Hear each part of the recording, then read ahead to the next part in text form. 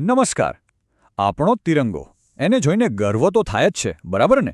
પણ એક મજાની વાત છે. આપણે બધા 15 ઓગસ્ટ અને 26 જાન્યુઆરીએ ધ્વજને સલામી આપીએ છીએ, પણ આ બંને દિવસોએ ધ્વજ ફરકાવવાની રીતમાં એક નાનકડો પણ બહુ જ મહત્વનો તફાવત છે. આજે આપણે એ જ તફાવત અને એની પાછળ છુપાયેલા ઊંડા ઐતિહાસિક અર્થને સમજવાના છીએ.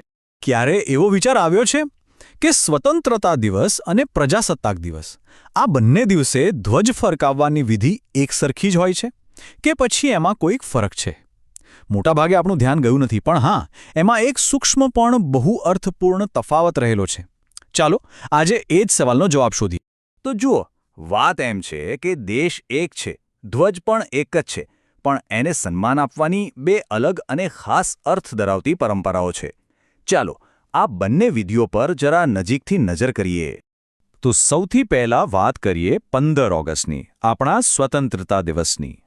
આ દિવસે જે વિધિ થાય છે એને એક ખાસ નામથી ઓળખવામાં આવે છે. 15 ઓગસ્ટે જે થાય છે તેને ધ્વજારોહણ કહેવાય છે. ધ્વજારોહણ, આ શબ્દમાં જ એનો આખો અર્થ છુપાયેલો છે. ધ્વજનું આરોહણ કરવું એટલે કે એને નીચેથી ઉપરની તરફ લઈ જવું. આ ક્રિયામાં ધ્વજને થાંભલા પર નીચેથી ઉપરની તરફ ખેંચવામાં આવે છે. એટલે કે થાય છે શું? પહેલા ધ્વજને થાંભલાના એકદમ નીચેના ભાગમાં બાંધવામાં આવે છે, પછી દોરી વડે તેને ખેંચીને છેક ટોચ સુધી લઈ જવામાં આવે છે, અને ટોચ પર પહોંચ્યા પછી તેને ખોલીને શાનથી લહેરાવવામાં આવે છે. હવે આવીએ 26 જાન્યુઆરી પર, એટલે કે આપણા પ્રજાસત્તાક દિવસ પર. અહીંયા ધ્વજ ફરકાવવાની વિધિ સ્વતંત્રતા દિવસ કરતાં સાવ અલગ છે. ચાલો જોઈએ કે એ કઈ રીતે અલગ છે. 26 જાન્યુઆરીએ જે વિધિ થાય છે તેને ધ્વજવંદન કહેવાય છે. આમાં શું હોય છે કે ધ્વજ પહેલેથી જ થાંભલાની ટોચ પર બાંધેલો હોય છે. તેને ક્યાંય નીચેથી ઉપર નથી લઈ જવાનો હોતો. આ ક્રિયા તો બહુ જ સીધી છે. ધ્વજ ઉપર જ બાંધેલો છે, બસ દોરી ખેંચવાની છે અને હવામાં લહેરાવા લાગે છે. સિમ્પલ.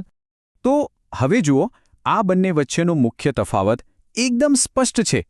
15 ઓગસ્ટે થાય છે ધ્વજારોહણ, જેમાં ધ્વજ નીચેથી ઉપર જાય છે, અને 26 જાન્યુઆરીએ થાય છે ધ્વજવંદન, જેમાં ધ્વજ પહેલેથી જ ઉપર હોય છે અને એને ફક્ત ખોલવામાં આવે છે. ઓકે, તો આ ફરક તો સમજાઈ ગયો, પણ મોટો સવાલ એ છે કે આખરે આવું કેમ? આ બે અલગ અલગ પદ્ધતિઓ રાખવા પાછળનું કારણ શું હોઈ શકે? શું આ ખાલી એક પરંપરા છે કે એનો કોઈ ઊંડો અર્થ પણ છે? ચાલો હવે એ રહસ્ય પરથી પડદો ઉઠાવીએ. આ પરંપરા પાછળ એક બહુ જ ઊંડો ઐતિહાસિક અર્થ છુપાયેલો છે, અને એ જ કારણ છે જે આ બંને વિધિઓને આટલી ખાસ બનાવે છે. જરા 15 ઓગસ્ટ 1947ના દિવસને યાદ કરો.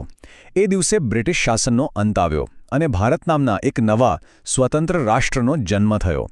એટલે જ ધ્વજને નીચેથી ઉપર લઈ જવાની જે ક્રિયા છે, એટલે કે ધ્વજારોહણ, એ નવા રાષ્ટ્રના ઉદય અને ગુલામીમાંથી આઝાદીના પ્રભાતનું પ્રતીક છે. પણ 26 જાન્યુઆરી 1950 આવતા સુધીમાં તો પરિસ્થિતિ બદલાઈ ગઈ હતી. ભારત હવે એક સ્વતંત્ર અને સાર્વભૌમ રાષ્ટ્ર બની ચૂક્યું હતું. એટલા માટે ધ્વજ પહેલેથી જ ટોચ પર હોય છે, જે દેશની સ્થાપિત સત્તાને દર્શાવે છે, અને તેને ખોલવાની ક્રિયા એ દેશ દ્વારા પોતાના બંધારણને અપનાવીને એક ગણતંત્ર બનવાની ઉજવણીનું પ્રતીક છે. તો આખી વાતનો સાર બસ આટલો જ છે. 15 ઓગસ્ટ ક્રિયા છે ધ્વજારોહણ, જેનો ઐતિહાસિક અર્થ છે એક નવા રાષ્ટ્રનો ઉદય, અને 26 જાન્યુઆરી ક્રિયા છે ધ્વજવંદન, જેનો અર્થ છે એક સ્થાપિત ગણતંત્ર દ્વારા પોતાના બંધારણની ઉજવણી.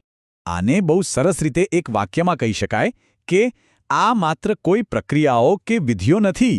આ તો ભારતની એક નવા સ્વતંત્ર રાષ્ટ્રથી લઈને એક બંધારણીય ગણરાજ્ય બનવા સુધીની સફરનું જીવંત સ્વરૂપ છે.